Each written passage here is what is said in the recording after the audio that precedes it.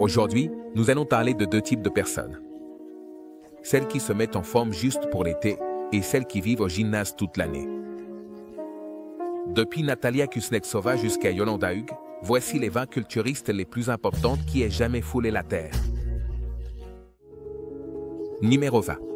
Natalia Kuznetsova. C'est une culturiste et haltérophile très connue dans son pays natal, la Russie, avec le surnom d'Amazonka, ou simplement Amazone russe. Mais, de toute façon, tu te fais une idée que c'est une femme énorme et très forte. En fait, c'est la culturiste la plus grande du monde, pesant 225 livres, mesurant 1,80 m, et elle a commencé à soulever des poids à seulement 14 ans. Maintenant, à l'âge de 28 ans, Amazonka a un énorme biceps de 46 cm. Elle est championne d'Europe de développé couché et de soulevé de terre, et de développé militaire, et elle gagnera sans aucun doute d'autres titres à l'avenir. Elle a ouvertement admis avoir utilisé des stéroïdes anabolisants et des bloqueurs d'estrogène dans sa quête incessante d'une forme physique parfaite, et son record de soulevé de terre de 530 livres la marque comme une femme vraiment forte. Numéro 19. Joanie Langer. C'était une actrice et ancienne lutteuse professionnelle des États-Unis, surtout reconnue pour son temps à la Fédération mondiale de lutte, où elle a été considérée comme la 9e merveille du monde. Joanie a reçu sa formation de lutte professionnelle à Malden, dans le Massachusetts, avec Killer Kowalski en 1995. Ensuite, elle a participé à son premier combat contre un lutteur déguisé en femme. Joanie a travaillé pour plusieurs promotions indépendantes pendant qu'elle était à l'école, et le fabuleux argent l'a même aidé à décrocher certains de ses premiers combats après un événement de lutte professionnelle en 1990. En 1996, elle a rencontré Paul Levesque, mieux connu sous le nom de Triple H, et Shawn Michael. Ils ont décidé de l'engager pour la WWF, comme garde du corps après avoir vu quelques-unes de ses vidéos. Le propriétaire de Wolf Sozan, Vince McMahon, a d'abord refusé de la laisser rejoindre car il ne croyait pas qu'une femme frappant des hommes serait crédible pour le public. Ensuite, elle a été contactée par WCWB, qui voulait qu'elle soit la seule membre féminine du Nouveau Monde. Et pendant qu'elle attendait la décision de WCWB, elle a accepté l'offre, mais l'a ensuite refusée lorsque le fils de Vince McMahon, Shanik, lui a dit qu'elle allait être employée par la WWF. Son ancien entraîneur, Killer Kowalski, affirme qu'après l'avoir présenté à Shanik McMahon et lui avoir parlé des intérêts de WWC/WWS, il l'a recruté par dépit. Numéro 18. Nicole Bass. Nicole Bass a travaillé pour des organisations et a été culturiste, actrice, lutteuse et ballerine. Nicole Bass a eu une carrière réussie en culturisme féminin à la fin des années 80 et 90. Elle a également été invitée plusieurs fois dans l'émission de Howard Stern et faisait partie du groupe de lutteurs de Stern par le passé. Nicole Bass a eu une longue et réussie carrière en tant que culturiste féminine à la fin des années 80 et 90. Elle a remporté le championnat national de bodybuilding de la NPC en 1997, a fait ses débuts à la ISW dans la première moitié de 1998 et a fait l'équipe avec des figures comme Justine Crédible, Coast et Jason, ainsi que Tommy Ier, Mikey Whipwreck et Bueya MCJ Likudi, dans des rivalités. Bass a ensuite rejoint la WS, faisant ses débuts à WrestleMania en tant que garde du corps de Sarah, et a eu une longue rivalité avec Deborah Michael qui a culminé dans un combat par équipe mixte opposant Bass et Van Venu à Jeff Jarrett et Deborah à Over the Edge en 1999. Après avoir perdu un concours de bikini contre Deborah, Bass et Van Venu ont rejoint la WS et se sont alliés à Van Venu jusqu'à ce qu'elle le frappe accidentellement avec la guitare de Jarrett. Elle est intervenue dans un combat entre Deborah et Ivory la semaine suivante, ce qui a conduit Deborah à perdre son championnat féminin.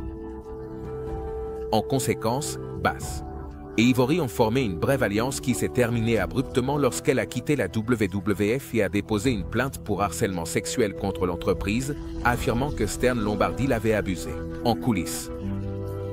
En 2003, l'affaire est arrivée devant les tribunaux et a finalement été classée. Bass est décédée à l'âge de 52 ans, le 16 février 2017. Numéro 17. Linda Murray. Linda Murray est une culturiste américaine reconnue, née le 22 février 1960. Elle a remporté 8 fois le titre de Miss Olympia, le plus grand honneur dans le bodybuilding féminin professionnel. Née à Détroit en 1962, Murray était une sprinteuse qui a battu des records et cheerleader au lycée Henry Ford. Elle a ensuite déménagé à l'université de Western Michigan pour étudier les sciences politiques et a obtenu son diplôme avec une licence. Elle a continué à faire du cheerleading pendant qu'elle était à Western Michigan et en 1982.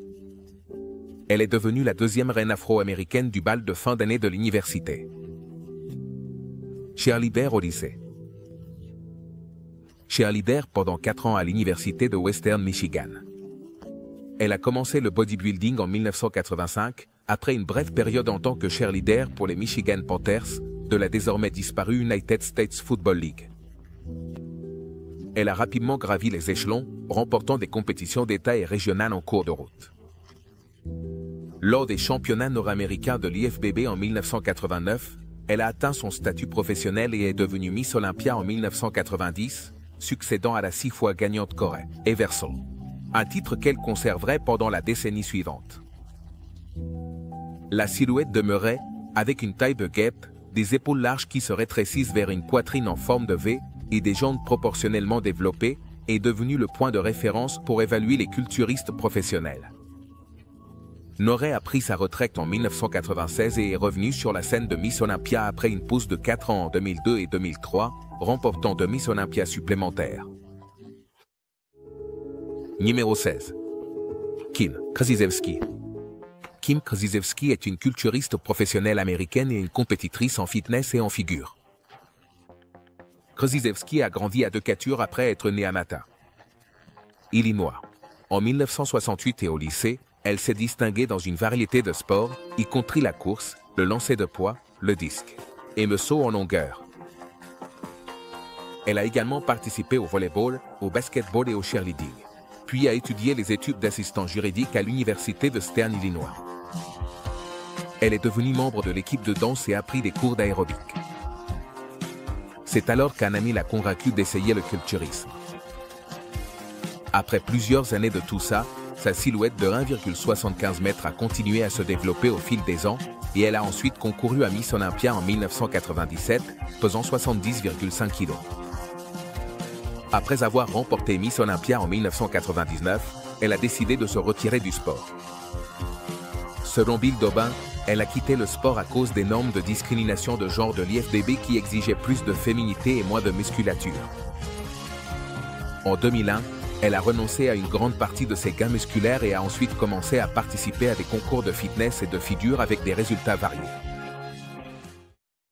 Numéro 15. Iris Kyle.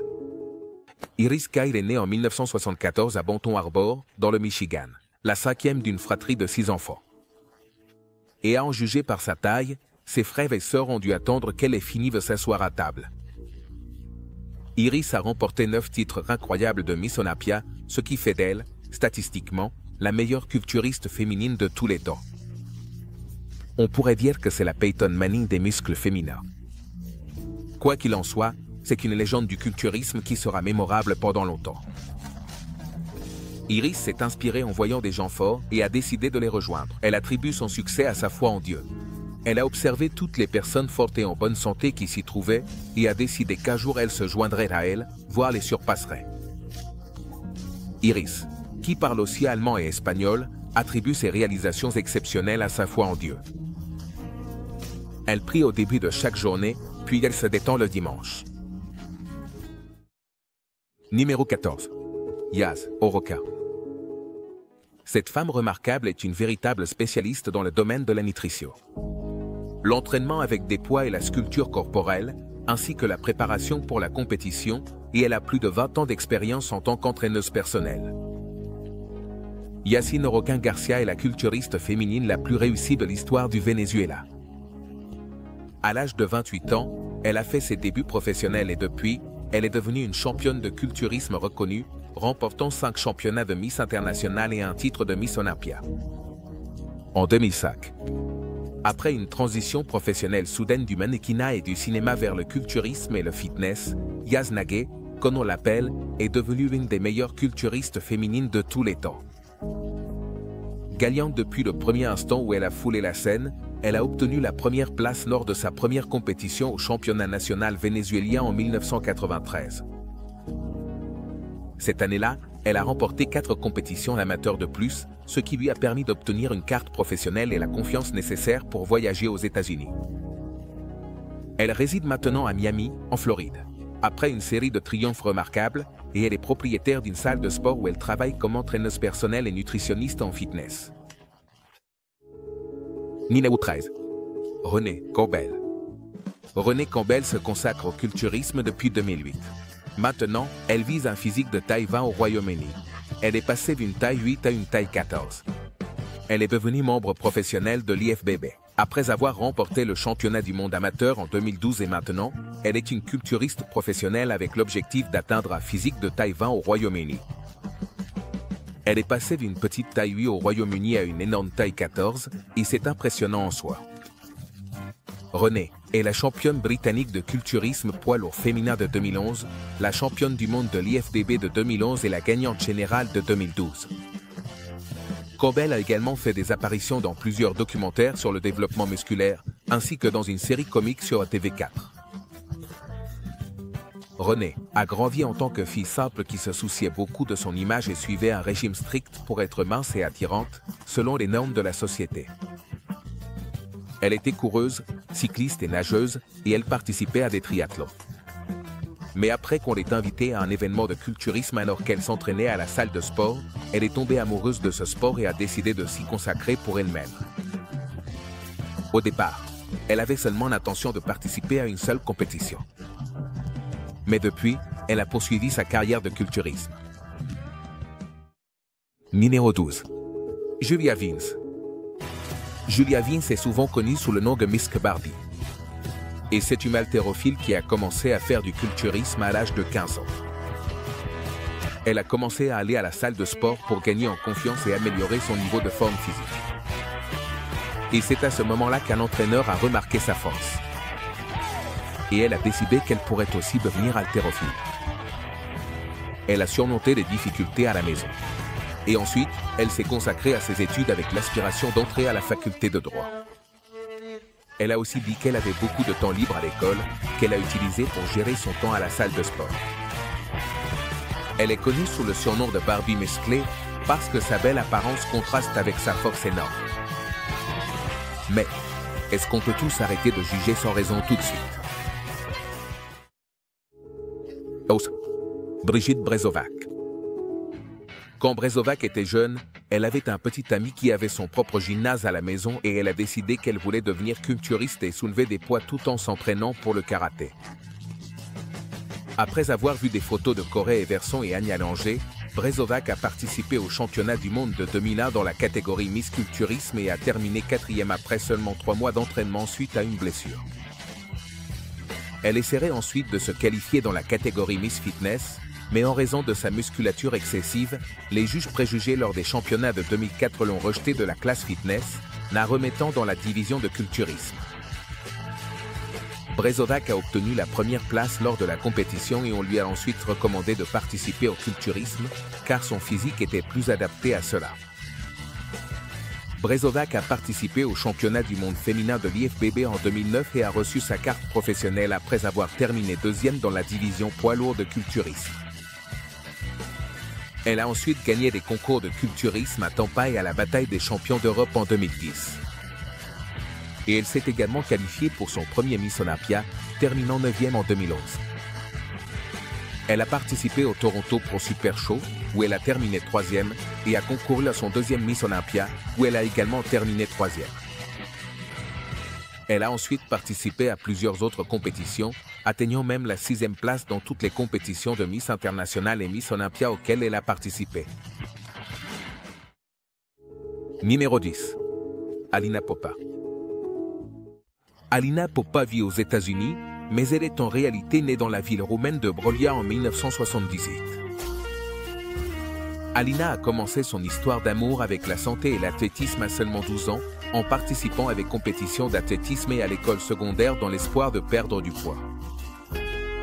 Cependant, La perte de poids s'est rapidement transformée en prise de poids, cette fois sous forme de pure musculature. Alina a obtenu son diplôme en anglais et s'est rapidement dirigée vers les États-Unis pour poursuivre son objectif de devenir une culturiste féminine compétitive.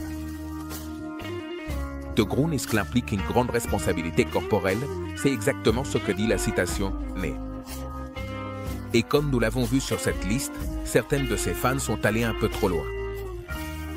Oh non, parce que, quoi qu'il arrive, le corps féminin est incroyablement beau. Numéro 9. Denise Rukowski. Denise Rukowski était une culturiste très performante en 1993 et ses réalisations étaient vraiment remarquables. Cependant, comme une femme sans testostérone ne peut pas développer de muscles, elle a été contrainte de prendre des doses massives de médicaments. Prendre des doses aussi élevées de stéroïdes est devenu un traitement de remplacement et elle s'est transformée en homme. Dans les années 1990, elle était populairement connue sous le nom de Panthers Dorada et c'était une fantastique culturiste féminine. Quand elle a déménagé à San Diego, en Californie, en 1989, elle a commencé sa carrière de culturiste. Elle a fait ses débuts professionnels au IFBB, un Tana classique en 1993, où elle a remporté la catégorie poids lourd et a été couronnée championne générale. Denise est rentrée chez elle à Fort Worth, au Texas. En 1994, après avoir gagné Miss Olympia, elle avait déjà des problèmes avec ses hormones et des effets secondaires mentaux comme la dépression. En conséquence, elle a consacré son temps à renforcer sa confiance en Dieu et elle a même passé 2 ans dans une école biblique, participant à la prédication de l'Évangile lors de différentes réunions religieuses à travers les États-Unis. Elle a repris le culturisme en 2001 et a amélioré sa condition physique. Et Andrea Cho. Andrea faisait du sport, surtout de la gymnastique, mais elle aimait aussi être pom-pom girl. Elle est née en 1989, à l'apogée du culturisme féminin, et sa mère a été la personne qui l'a le plus encouragée dans sa vie, travaillant comme infirmière et entraîneuse personnelle alors qu'elle n'avait que 17 ans. Ness Andrea Cho. Andrea faisait du sport. Elle est née en 1989 et sa mère a été la personne qui l'a le plus encouragée dans sa vie. Elles ont tendance plus grande. Elle a donc décidé de faire une pause dans la compétition pour poursuivre ses études. Sa formation se poursuivrait lorsqu'elle obtiendrait son diplôme en sciences du sport et en conditions physiques. Cependant, cette fois-ci, elle ne s'est pas concentrée sur la silhouette, mais sur le physique. Elle s'est rendue compte qu'elle était trop musclée pour la catégorie figure pendant tout son entraînement et son physique lui a permis de gravir les échelons du culturisme. Quand elle a pris du volume, le même problème est apparu. C'était à ce moment-là qu'elle a su qu'elle devait être dans la classe de culturisme. Ses jambes étaient déjà très bien développées, mais pour obtenir un équilibre dans son physique, elle devait renforcer la partie supérieure de son corps. Elle fait de grands éloges à Jake World et à Wings of Stern pour lui avoir permis de poursuivre ses rêves de devenir culturiste. Numéro 7. Danaline Bele-Bele. Elle a dû faire face à la perspective de l'inactivité à l'université. À cause du manque d'intégration sportive, et c'est à ce moment-là qu'elle a commencé à aller à la salle de sport, avec son petit ami. Cela a éveillé son intérêt pour l'haltérophilie, suivi de son amour pour le culturisme, et en conséquence, elle a participé à des compétitions de figure entre 2006 et 2010. L'objectif final de Dana était de devenir professionnelle à l'IFBB, mais elle a rencontré de nombreux obstacles en cours de route, qui n'ont fait qu'alimenter son désir de devenir la plus forte possible. Puis elle a concouru pour la première fois en 2011, et non seulement elle a remporté la première place dans sa catégorie, mais elle a aussi gagné le championnat général. Elle a ensuite reçu sa carte professionnelle et une entrée dans le culturisme professionnel grâce à sa victoire. Son grand avancement est arrivé avec sa victoire à Miss Olympia 2013. Mais elle a ensuite remporté de nombreux championnats supplémentaires en cours de route. Numéro 6. Monique Jones. Monique Jones est une culturiste professionnelle féminine des États-Unis. Selon le classement des culturistes professionnels de l'IFBB, elle est la 7e meilleure culturiste féminine de tous les temps. Monique s'est consacrée au fitness depuis l'âge de 16 ans. Quand elle a acheté sa première adhésion à une salle de sport, un entraîneur l'a contactée en voyant que ses tentatives de participer à un sport compétitif étaient prometteuses. Et elle s'est immédiatement mise à s'entraîner pour sa première compétition de figure. En 2001, elle a participé à un concours à Spartanburg, en Caroline du Sud, où elle a terminé à la première place.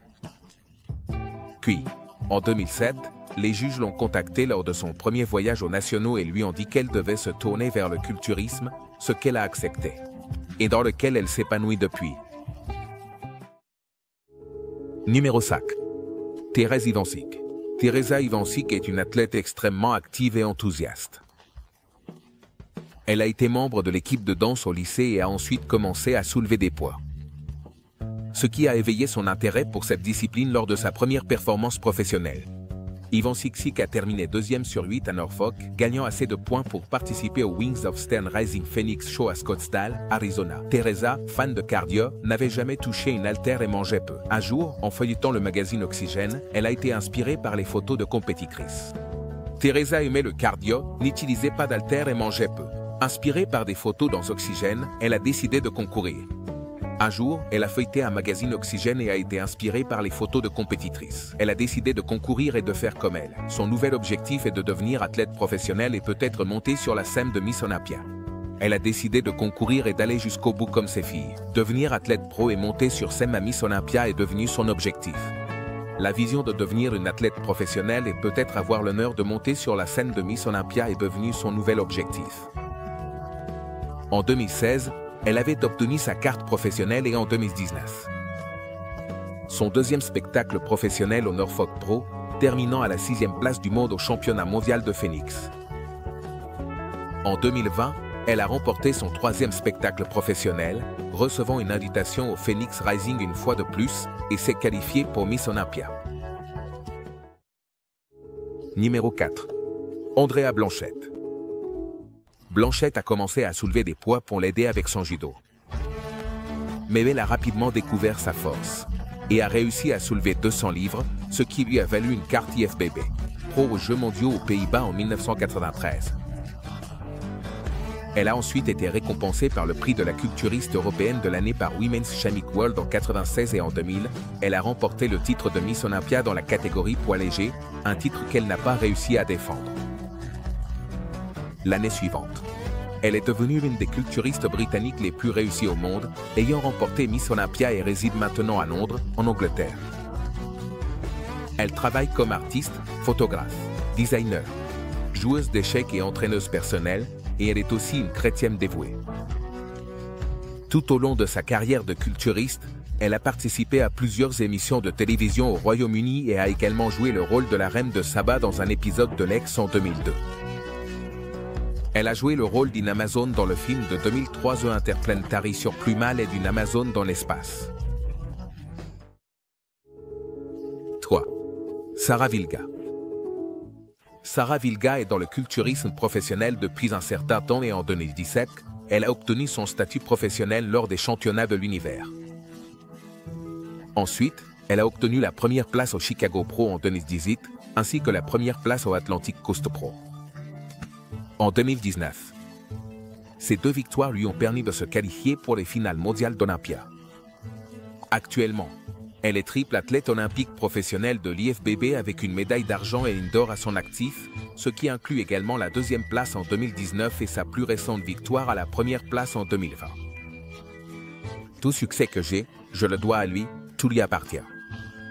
Sarah est entraîneuse personnelle et se spécialise dans les transformations corporelles complètes. Et experte en régime avec codage des glucides chez IFS Premier Fitness. Elle se spécialise également dans les transformations corporelles complètes, ainsi que dans la perte de poids, le tonus musculaire, l'entraînement de force et la nutrition. Sarah deviendrait directrice de conditionnement physique chez IFS et est responsable de l'entraînement personnel après avoir complété un stage de 4 ans avec FCTIV comme Premier Fitness. Sarah a une grande expérience en nutrition et en entraînement personnel, et elle combine son expérience unique en tant qu'athlète professionnelle de classe mondiale pour aider à réaliser des transformations physiques incroyables qui changent la vie de centaines de personnes. Numéro 2. Shanique Grant. Shanique Grant est une culturiste professionnelle de l'IFBB. et entraîneuse en ligne qui a réalisé des exploits incroyables depuis son jeune âge, obtenant sa première place au championnat de la côte Est à seulement 19 ans. C'est alors que son parcours de fitness a commencé à décoller et qu'elle a commencé à se faire un nom dans l'industrie du fitness. Shanique a subi beaucoup de harcèlement scolaire pendant toute sa scolarité, ce qui a affecté sa confiance en elle et l'a conduite à avoir une faible estime de soi. Pendant toutes ces années, elle ne se sentait pas elle-même et elle savait qu'elle devait faire quelque chose. C'est alors qu'elle s'est tournée vers le fitness, comme une façon de se réinventer, et elle n'a jamais regardé en arrière depuis. Shanique a obtenu sa carte professionnelle en 2014 après avoir participé aux championnats nationaux de la NPC, et ensuite, elle a décroché la première place au championnat de la côte Est. En 2015, elle a obtenu la 5e place au Tampa Pro, la 2e place à l'Atlantic City Europa, et ensuite, elle a continué à concourir régulièrement pendant de nombreuses années. Puis elle a commencé à s'entraîner pour la compétition Miss Olympia en 2017, mais elle a dû se retirer en raison d'un décollement de la rétine. Jusqu'à présent, son objectif principal reste de réussir dans la compétition. Mais avoir toute sa carrière devant elle signifie qu'un jour, elle pourrait réaliser son rêve. À partir de maintenant, elle continue à s'investir dans son entraînement, s'efforçant d'atteindre l'objectif ultime de la compétition Olympia et s'assurant que ses niveaux de motivation restent élevés pour rester sur la bonne voie, s'efforçant continuellement de progresser et utilisant ses expériences passées pour prouver qu'elle est capable de surmonter n'importe quel revers imaginable. Numéro 1. Yolanda Hugues. Un culturiste local nommé Igby Jim, qui était aussi un célèbre lutteur de la WWF, l'a contactée pendant une séance d'entraînement de gymnastique pour lui demander si elle voulait participer à un tournoi local de culturisme féminin qu'il organisait. Au début, elle était réticente, car ses passions initiales étaient l'athlétisme et la gymnastique. Et elle ne s'était jamais imaginée en train de participer à une compétition de culturisme féminin. Après une autre conversation, elle a compris qu'elle avait la capacité d'être sur le terrain. En 1997 et 1998, elle a obtenu la première place au concours Miss International, puis elle a participé à 6 concours de Miss Olympia et elle est également apparue en couverture de magazines incluant des sujets sur le bodybuilding, le fitness et le développement musculaire. Il n'y a rien de plus intimidant que quelqu'un qui est beaucoup plus musclé que toi, et si tu combines ça avec la force qu'une femme possède déjà, alors tu as certains des êtres humains les plus grands et les plus puissants de la planète. Laquelle de ces femmes penses-tu qu'était la plus grande et qui était ta préférée?